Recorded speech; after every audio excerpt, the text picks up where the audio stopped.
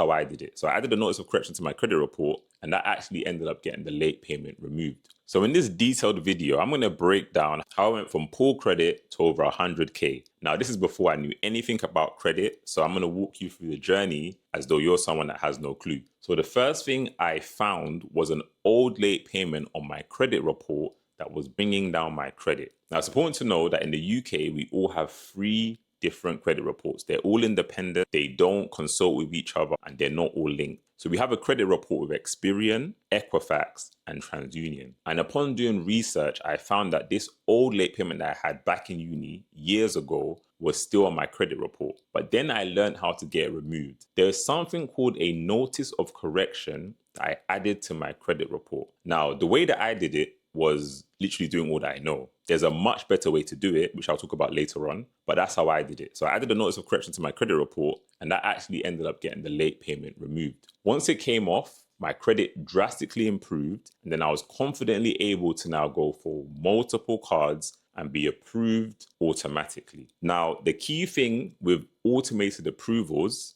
is not absolutely guaranteed, but it's definitely more likely if you have excellent credit. Now, excellent credit isn't about having the best credit scores or the highest credit scores. With credit, what's important is your credit report. Credit scoring, a lot of it is just used to make money or to confuse you. What is key are having good credit reports. So your Experian credit report, your Equifax credit report, and your TransUnion credit report, these are much more important than worrying about having a perfect score with any of those credit companies. So what I mean and what's key is that with your credit reports, you want to ensure that there's no informational errors. So you want your name, date of birth, and address under every single account on your credit reports to be consistent every single time. You don't want any typos. You don't want any inconsistencies. So you have to access all 3 reports and check this. And if there are errors, fix it immediately. If you check your reports and find that there is an error,